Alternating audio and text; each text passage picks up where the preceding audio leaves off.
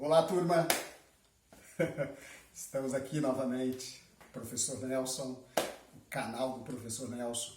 Lembrando que neste canal vocês têm acesso às aulas de Sociologia, Filosofia e também História para os nonos anos ou as nonas séries. Olha só, essa aula aqui, Sociologia 1. Sociologia 1 para as turmas dos primeiros anos tem como tema central, como conteúdo principal, a teoria ou as teorias sociológicas de Émile Durkheim. Exatamente, Durkheim. Chegamos ao momento de estudar esse grande teórico. Durkheim é um dos clássicos, já que nós sabemos que são três os grandes filósofos e também sociólogos, exatamente. Três grandes sociólogos que são referência para essa ciência. O primeiro é Émile Durkheim, o segundo é Karl Marx e o terceiro Max Weber. Nosso objeto de estudo nesse bimestre e nessa aula são as ideias do Durkheim. Durkheim, francês, foi influenciado pelo pai da sociologia, Auguste Comte. Auguste Comte, vale lembrar que foi o fundador, o criador dessa ciência chamada sociologia. Porém, Comte não produziu teoria sociológica. Ele apenas fundou essa ciência por ter percebido, por ter notado um processo de grandes transformações que estava acontecendo na sua época, a partir das revoluções francesa e Revolução Industrial, que varreu a Europa, que promoveu grandes transformações no campo da política, no campo da economia e, evidentemente, acabaram repercutindo no social. E depois aparece na cena esse pensador chamado Durkheim. Durkheim foi aluno de Auguste Comte, portanto, foi fortemente influenciado por suas ideias. Comte também, além de ser o fundador da sociologia, ele também é uma referência quando se fala da corrente filosófica mesmo, porque ele era filósofo, filosófica chamada positivismo. É o positivismo comtiano, ou seja, de Auguste Comte. Se Durkheim foi influenciado pelas ideias do seu mestre e professor, o Comte, ele efetivamente vai colocar em prática, a gente vai notar nas suas teorias, esse posicionamento positivista e também conservador. Vale lembrar também que, além de conservador no pensamento, Durkheim também era funcionalista. Eu vou explicar isso mais adiante. Quando se fala das ideias de Émile Durkheim, nós precisamos primeiramente compreender que ele trabalhou com alguns conceitos-chave. Conceitos-chave servem para ajudar a organizar uma forma de entendimento da sociedade. Compreendendo a sociedade como grande objeto da sociologia, ele criou, por isso que ele formulou teoria, ele criou alguns conceitos para poder ajudar na compreensão da dinâmica, do funcionamento da sociedade. E o primeiro conceito que se atribui, e sempre quando se trata de Durkheim, é fato social. Fato social ou fatos sociais ajudam a compreender a dinâmica, o funcionamento da sociedade. Além de fato social, que a gente vai abordar, ele também elaborou o conceito de consciência. Consciência coletiva, no sentido de que toda a coletividade, toda a sociedade, ela verte, ela migra, ela se direciona para uma espécie de pensamento único, o tal do padrão social, ou dos padrões sociais. O padrão social é como se fosse uma consciência da coletividade. Quando todos na sociedade concordam, aderem e aceitam como corretos essas ideias, essas crenças, essas ideologias, Durkheim chama isso, ele classifica esse fenômeno social, essa postura, essa prática, como consciência coletiva. Depois de consciência coletiva, ele também elaborou, e nós vamos estudar também, o conceito de consciência. Existem dois tipos de consciência. Consciência que verte para... Nada a ver. Parou aqui. Além do conceito de fato social e também de consciência coletiva, Durkheim também elaborou o conceito de solidariedade. E ele vai classificar dois tipos de solidariedade. Solidariedade mecânica e solidariedade orgânica. Vamos primeiro entender agora por que Durkheim é um conservador. Nós chamamos de pensamento, de teoria, de doutrina conservadora, aquelas ideias em que as pessoas, ou um grupo, ou a própria doutrina, não concorda com grandes transformações, não está de acordo com mudanças. É antirrevolucionário nesse aspecto, porque a mudança, a ruptura, ela gera uma série de dificuldades e quebra com a ordem. Do jeito que estão organizadas e ordenadas as coisas, a sociedade ou na sociedade, está bom demais. E devemos conservar dessa maneira. É como se fosse uma acomodação, é como se fosse um estado de satisfação. Estamos satisfeitos, então não precisamos promover transformações sociais.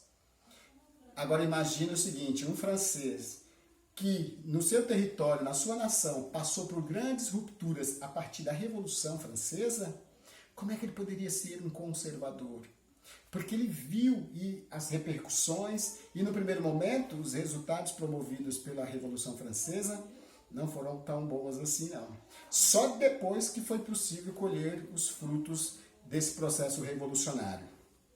Ser conservador é justamente assumir uma postura contrária às mudanças, às grandes rupturas. Porque processos revolucionários, na verdade, invertem, alteram drasticamente as estruturas já estabelecidas. E isso é um incômodo para o pensamento conservador. E Durkheim era isso.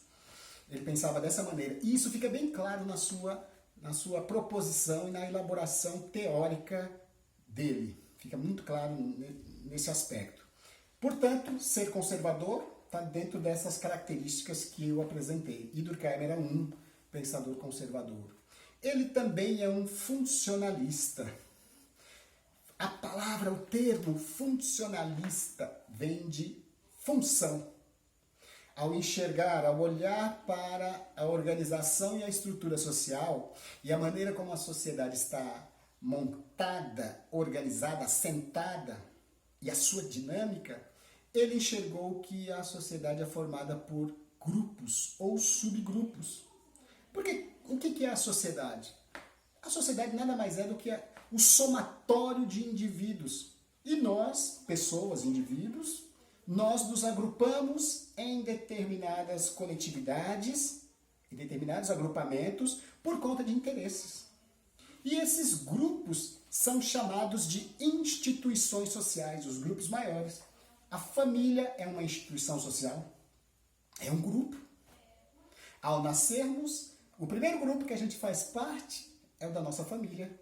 E é um grupo social importante, é um grupo primário. E por que primário? Porque as primeiras relações dessa realidade, dessa sociedade estabelecida, vai ser nos transmitidas. O recém-nascido, ele já encontra a sociedade pronta. E os adultos, as pessoas mais velhas de outras gerações, vão transmitir as regras, as normas, os valores, as crenças e os princípios para esse sujeito recém-nascido, para ele se integrar à sociedade. Esse processo de integração à sociedade é chamado de socialização. E é nesse sentido que o Durkheim ele vai apresentar a estrutura social dentro de uma dinâmica... Não fecha a porta. É nesse sentido que, ao integrarmos a sociedade, o processo de socialização nos ajuda a entender a dinâmica e o funcionamento, para a gente não ficar perdido, para a gente estabelecer essa ligação com a sociedade. Nesse sentido, ele vai entender que cada grupo, como família, escola, igreja, o campo da política, o trabalho, o judiciário, todos esses agrupamentos são chamados de instituições sociais. E cada grupo desse, cada instituição tem a sua função social. Para que serve a igreja? A igreja, enquanto instituição religiosa, é o espaço, é o local onde os indivíduos se agrupam, se agregam por conta do mesmo interesse. A igreja é uma instituição social e ela tem como função agregar os indivíduos visando estabelecer essa relação do homem, do ser humano, do indivíduo com o sagrado, com a divindade, com Deus, com o sobrenatural nesse sentido. A família tem a função social de ser o primeiro grupo, o grupo primário que vai transmitir os valores sociais para poder esse sujeito compreender as regras e inserir-se na sociedade. Depois nós temos o grupo de vizinhos, o grupo da escola. Cada grupo tem a sua função social. A escola, por exemplo. A escola é uma instituição educacional. A família também educa, mas os conteúdos que a escola trabalham e tem como função e tem como objeto dos seus estudos e da sua função social propriamente dita, são diferentes dos conteúdos e do tipo de conhecimento e informação que a família deve transmitir. É claro que lá na escola podemos sim reforçar tudo aquilo que a família inicialmente apresentou e ensinou às crianças. É nesse sentido que Durkheim compreende uma dinâmica. E para que a sociedade funcione corretamente, é necessário que todas as instituições e todas as pessoas assumam a sua função. É muito mais do que ter consciência do que é certo. Eu, como professor, não me basta simplesmente afirmar para a sociedade que eu tenho consciência do meu papel e da minha responsabilidade. É preciso que eu, enquanto professor, coloque em prática. Ter consciência, saber, está no campo da ideia, está na teoria. Agora eu preciso ir além, colocar em prática. É nesse sentido que Durkheim compreende que é como se fosse um organismo vivo, o corpo humano. E ele compara mesmo a sociedade com o corpo humano. O corpo humano é formado por vários sistemas, membros, órgãos. Cada órgão tem a sua função.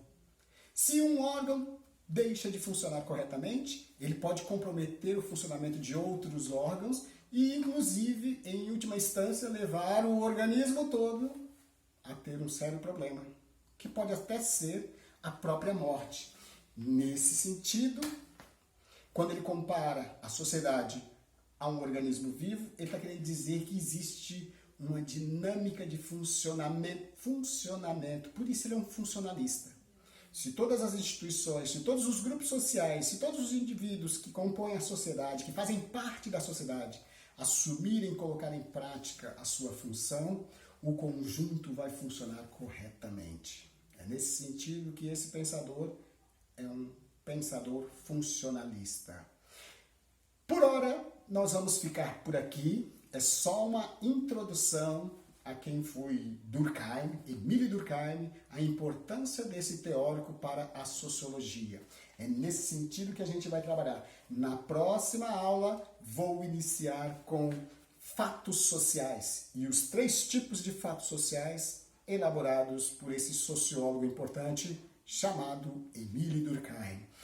Não esqueçam, participe dos fóruns, entre lá no GR8, participe dos fóruns e das discussões e vamos fazer algo diferente, vamos interagir mais, coloque suas dúvidas, continue fazendo suas pesquisas e principalmente divulgue esse canal do Professor Nelson, ok? Até a próxima. Se cuida, meu povo. Tchau, tchau.